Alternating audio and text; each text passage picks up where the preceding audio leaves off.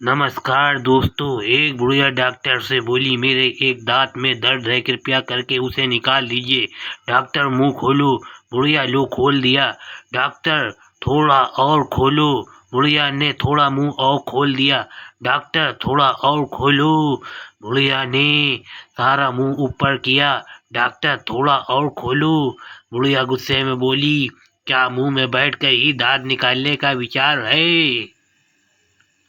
एक बार एक आदमी दौड़ा दौड़ा डॉक्टर के क्लिनिक में आया और उससे बोला, डॉक्टर साहब, मेरी जान बचा लीजिए। डॉक्टर उस आदमी को हौसला देते हुए बोला, घबराओ नहीं, शांति से मुझे बताओ कि बात क्या है। मरीज, डॉक्टर साहब, मेरे मुंह में छिपकली घुस गई है। डॉक्टर हैरानी से, अरे, जब छिपकली तुम्हारे मुंह में घुस रही थी तो तुमने मुंह बंद क्यों नहीं किया? मरीज, गलती हो माई बाप, दरअसल जब वो मेरे मुंह में घुस रही थी तो मैंने सोचा कि जो उससे पहले कॉकरोच मेरे मुंह में घुसा था वो उसे पकड़कर वापस आ जाएगी।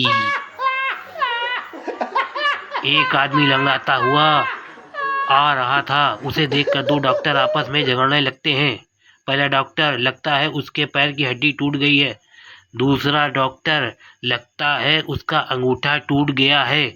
दोनों में काफी बहस हो रही होती है तो तीसरा डॉक्टर बोलता है, चलो उससे ही कुछ लेते हैं। डॉक्टर, क्या तुम्हारे पैर की हड्डी टूट गई है? व्यक्ति, नहीं, मेरी चप्पल टूटी हुई है। संता, बंता और उनका एक दोस्त पागल खाने में मरीज थे। एक दिन उनका डॉक्टर ने फिटनेस टेस्ट लेना था और तीनों को टेस्ट के लिए बुलाया गया।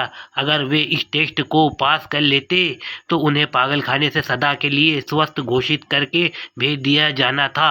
अगर स्वस्थ ना होते तो अगले 5 साल तक वही उसी पागल में रखना था।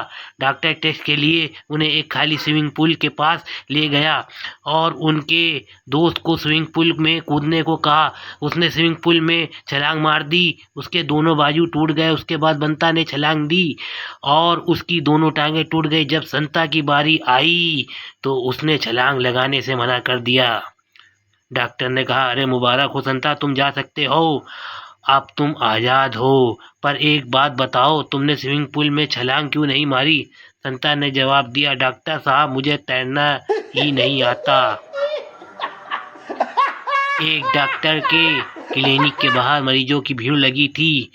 जब कोई आदमी आगे जाता उसे लोग पकड़ के पीछे खींच लेते।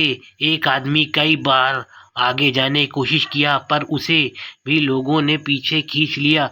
5-6 बार खींचे जाने के बाद वो आदमी चिल्लाया, सालो, लगे रहो लाइन में, मैं भी आज क्लिनिक नहीं खोलूंगा।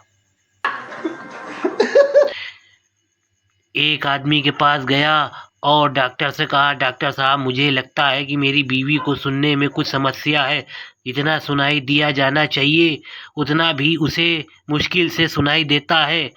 आप ही बताएं कि मैं क्या करूं? डॉक्टर ने कहा, पहले तो आप वो कीजिए जो मैं कहता हूँ। जब आपकी बीवी रसोई में खाना बना रही हो तो आप 15 कदम दूर से उनसे कुछ पूछना। अगर वो जवाब ना दे तो थोड़ा पास जाकर फिर वही बात पूछना। जब तक वो जवाब ना दे, वो अपने घर गया। उसने देखा कि उसकी बीवी रसोई में खाना पका रही है। वो कोई 15 कदम दूर खड़ा हो गया। उसने आवाज लगाई, अरे भाई, खाने में क्या बन रहा है? उससे कोई जवाब नहीं दिया। वो थोड़ा सा आगे गया, लगभग 10 कदम से आवाज लगाई। उसने फिर से वही पूछा, फिर भी उसे कोई जवाब नहीं सुनाई दिया। आखिर में वो अपनी पत्नी के बिल्कुल पीछे खड़ा हुआ और उसने फिर वही प्रश्न पूछा, अरे आज खाने में क्या बन रहा है? चौथी बार कह रही हूँ, चिकन। अच्छा है कि तुम अपने कान में डॉक्टर को दिखा आओ।